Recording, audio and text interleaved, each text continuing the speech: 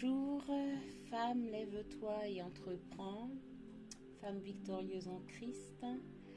Bonjour mes bien-aimés, je crois que vous allez tous bien par la grâce de Dieu. Alors aujourd'hui, je vous propose de continuer notre marche avec Dieu vers une restauration de l'âme. Alors commençons déjà par prier notre Seigneur. Alors Seigneur Dieu Tout-Puissant, je mets entre tes mains ce moment d'enseignement divin, où tu vas parler à chacun, à chacune d'entre nous. Je te demande de disposer le cœur d'une femme, le cœur d'un homme durant ce moment. Que son esprit soit vraiment connecté à ton esprit.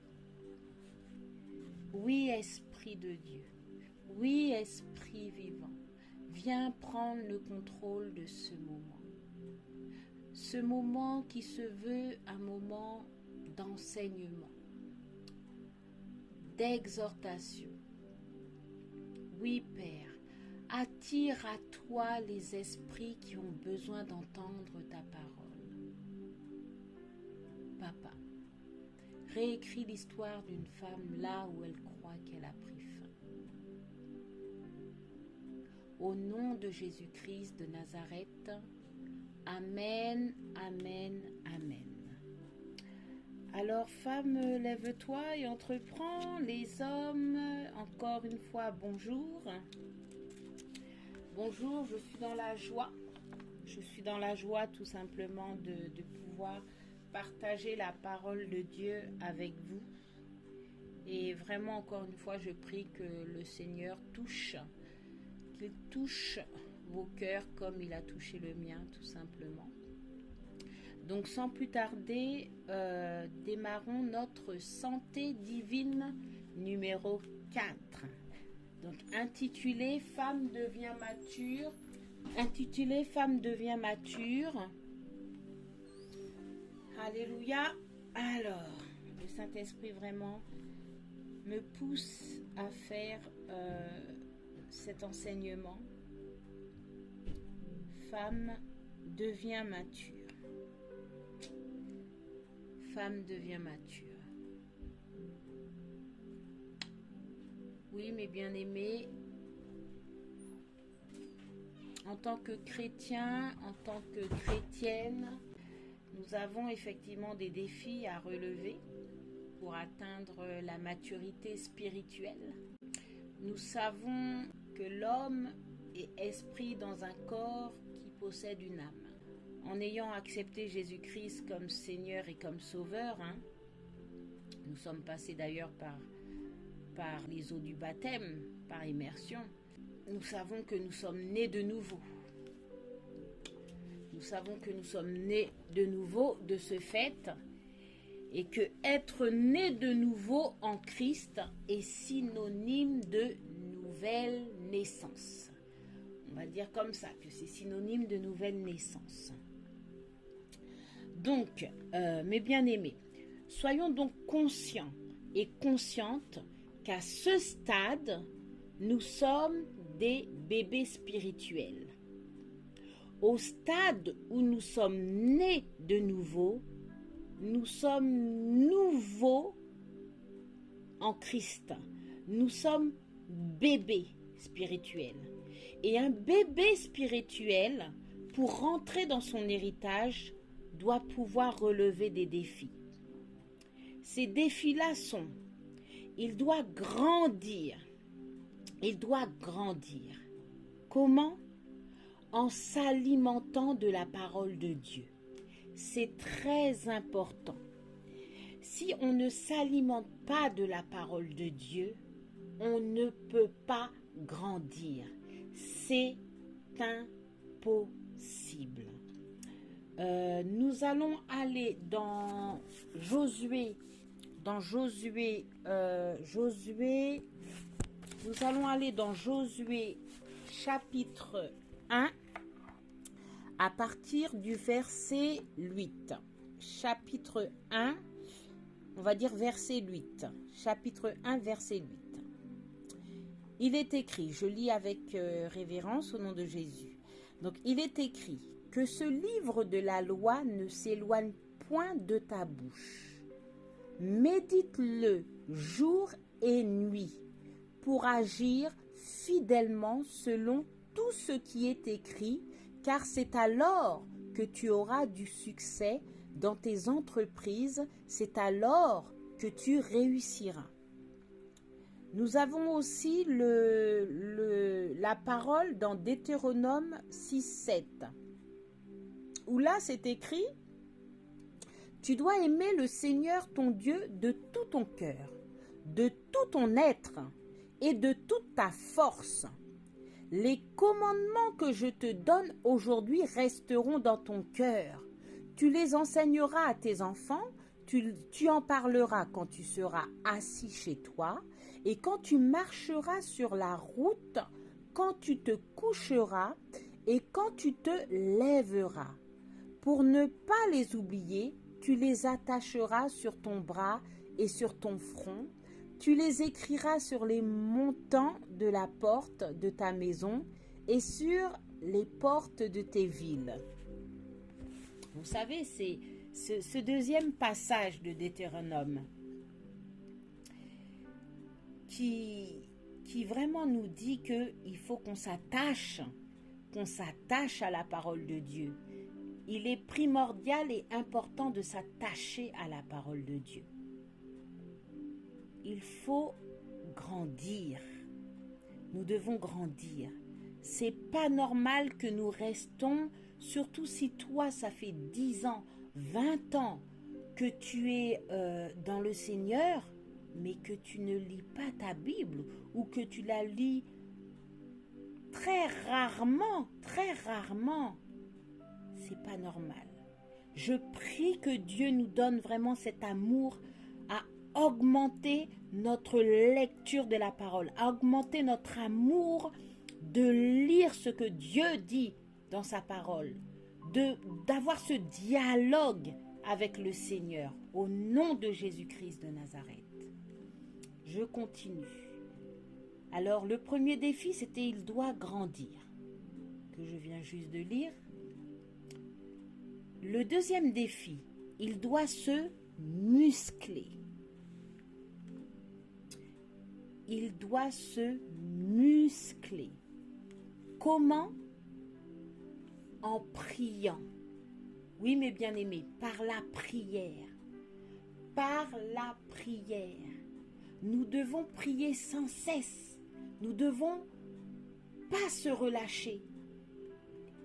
C'est comme ça que nous musclons, que nous nous musclons spirituellement, en priant. Et nous allons aller de toute façon dans ce sens, dans la parole, toujours dans la parole. La parole justifie toujours ce que nous enseignons. C'est très important. Donc nous allons aller dans Éphésiens chapitre 6, verset 18. Éphésiens chapitre 6, verset 18. Je lis au nom de Jésus. Faites en tout temps, par l'Esprit, toutes sortes de prières et de supplications.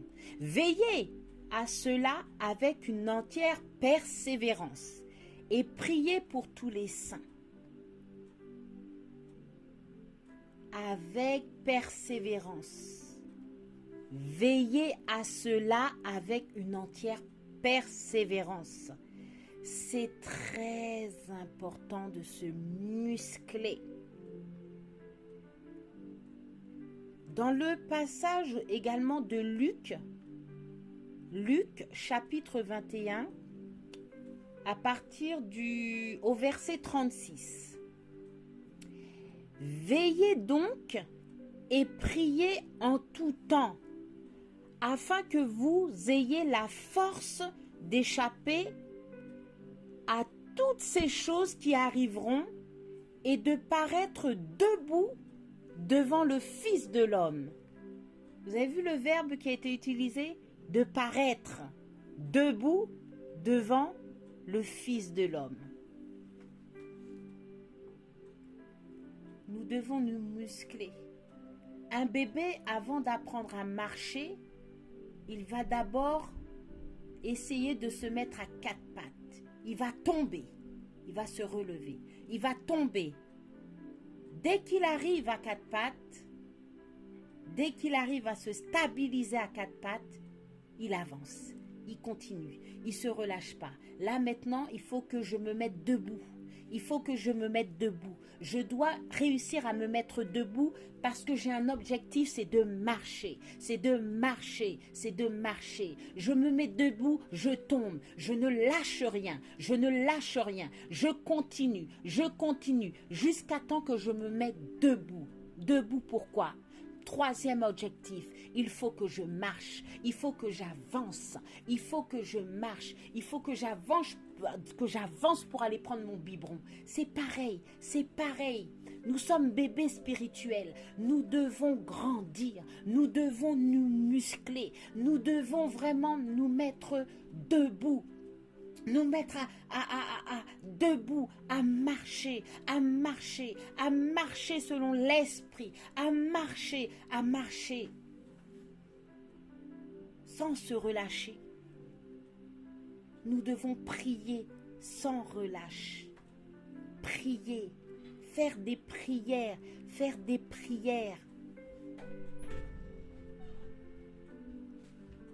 C'est très important, c'est très important. Prions, mes frères et sœurs, sans relâche, c'est important. J'avance. Merci Seigneur Dieu Tout-Puissant. Nous devons également, nous devons nous muscler. C'était le deuxième défi. Le troisième défi, c'est nous devons mûrir. Le bébé spirituel doit mûrir. Comment ? En crucifiant la chair. En crucifiant la chair. Nous pouvons lire. Prenez vos Bibles. Prenez ce que vous pouvez, vos Bibles, ou vous avez deux fois sur les portables également la Bible version que moi j'utilise. Je fais un petit peu de pub. Non, il n'y a pas de pub avec le Seigneur. Avec le Seigneur, peu importe le moyen que tu as pour avoir sa parole, c'est sa parole. Au nom de Jésus. Alors, nous allons, je disais, le bébé spirituel, en troisième défi, il doit mûrir. Comment ? En crucifiant la chair. Allons dans Galates 5, 24. Allons d'abord dans Matthieu 16, 24. Prenons le livre Matthieu, chapitre 16, verset 24. Donc, je lis au nom de Jésus.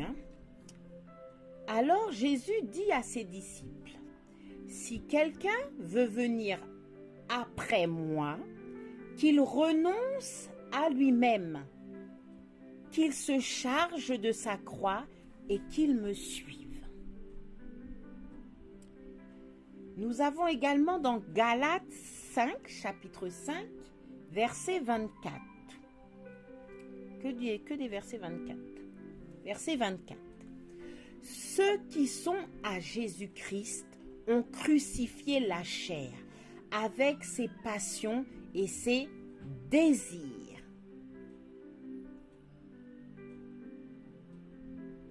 Nous devons crucifier la chair.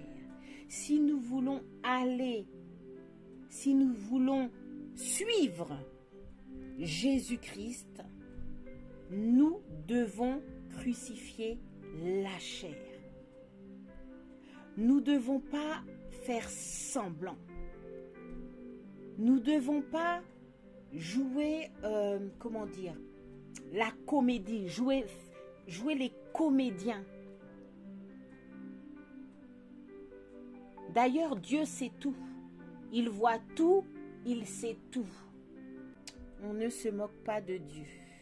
On ne se moque pas de notre Dieu Tout-Puissant. C'est notre Créateur. Il nous connaît par cœur, même avant qu'on soit dans le sein de notre mère. Je prie vraiment que le Seigneur puisse saisir le cœur d'une femme et d'un homme maintenant au nom de Jésus-Christ de Nazareth.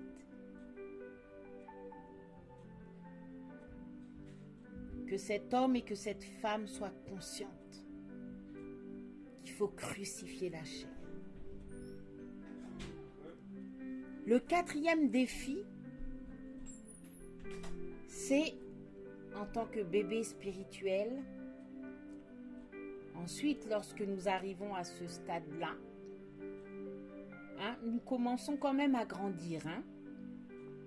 On doit grandir, se muscler, il doit mûrir.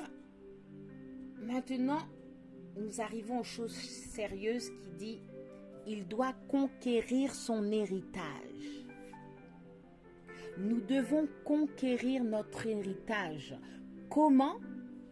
En délogeant les géants qui se sont installés dans notre âme, dans notre être, depuis notre naissance jusqu'à aujourd'hui, nous allons dire. Mais nous allons nous attarder aujourd'hui au défi numéro 3, qui est nous devons mûrir.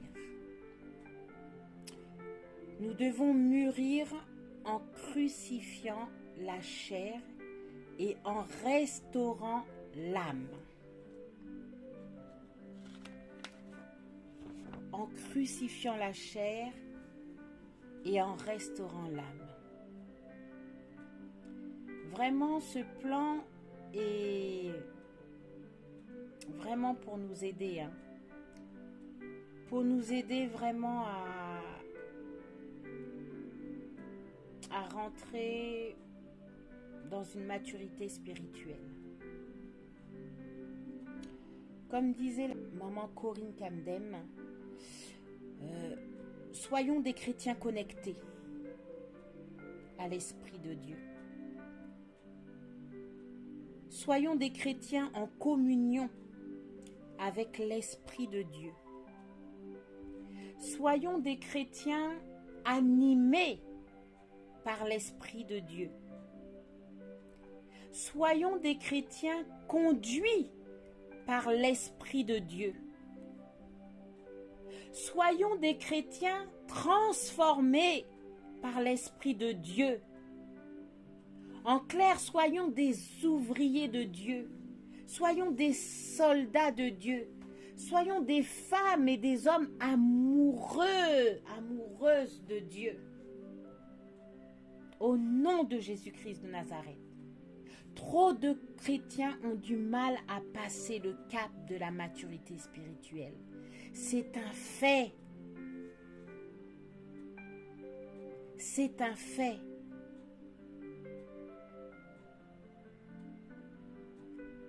Je me mets dedans car j'ai vécu cette position de bébé spirituel qui ne grandit pas. Aujourd'hui, je rends grâce à Dieu car il m'a ouvert les yeux et les oreilles spirituelles. Vraiment que Dieu nous transforme. Je prie que Dieu nous transforme au nom de Jésus-Christ de Nazareth. Alors nous allons continuer. Alors, que signifie mûrir? Alors j'ai été dans Google, dans le dictionnaire Larousse, j'ai regardé aussi dans le dictionnaire Robert. Voilà ce que j'ai trouvé comme définition. Donc, alors, que signifie mûrir? C'est devenir mûr, arriver à maturité, donc des fruits qui mûrissent au soleil. Ensuite, il y avait évoluer, arriver à un stade qui puisse amener un résultat favorable. Et acquérir de la sagesse et de l'expérience. Effectivement, nous devons être amenés à un résultat favorable. mais je dirais moi tout simplement un résultat parfait, remarquable, à l'image du Dieu Tout-Puissant, Jésus, comme il l'a montré il y a plus de 2000 ans. Dieu est bon, Dieu est bon, Dieu est bon. Donc bibliquement, mûrir, c'est parvenir au stade où nous ne marchons plus selon la chair, mais selon l'esprit. Et à ce stade-là, désormais, le fruit de l'esprit est assis à l'intérieur de nous. Et lorsque le fruit de l'esprit est assis à l'intérieur de nous, dans notre âme, caractère et dans nos habitudes, c'est maintenant que nous pouvons être qualifiés de personnes matures spirituellement. Les fruits de l'esprit se manifestent en nous. Les fruits de l'esprit se manifestent en nous à ce moment-là. Et vraiment, c'est une chose où vraiment nous devons vraiment courir,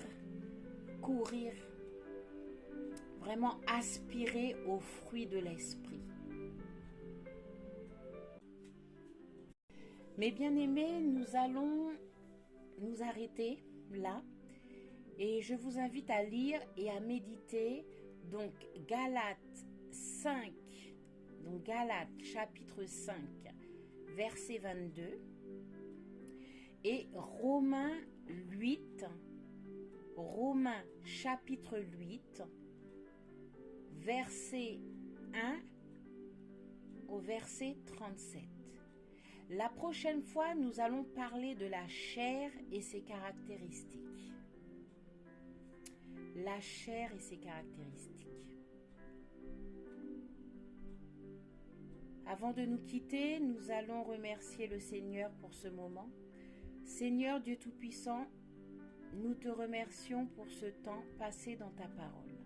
C'est une grâce. Nous croyons que maintenant, que ce début d'enseignement va porter du fruit.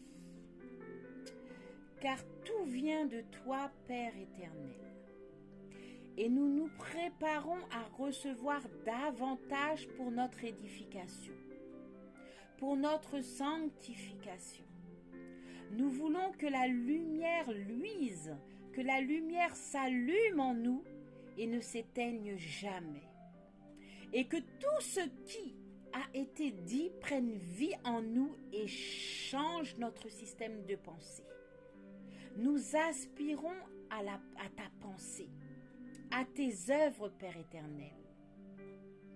Nous aspirons vraiment que notre âme soit purifiée, soit lavée par ton sang précieux, soit guérie par ta parole qui vit en nous, par ta parole de vérité qui nous affranchit, Papa au Dieu. Merci pour ta grâce, Père éternel. Merci pour ta grâce qui nous environne. À toi seul le règne, la puissance et la gloire pour des siècles, au nom de Jésus-Christ de Nazareth. Amen, amen, amen. Donc mes bien-aimés, je vous dis merci. Merci pour votre attention. N'hésitez pas à vous abonner. Également, vous pourrez trouver tous les liens possibles pour pouvoir nous joindre et adhérer au ministère Femmes, lève-toi et entreprends. Juste en description de chaque post de vidéo. En tout cas, demeurez bénis, vous et votre famille, toute votre famille, au nom de Jésus et à très bientôt.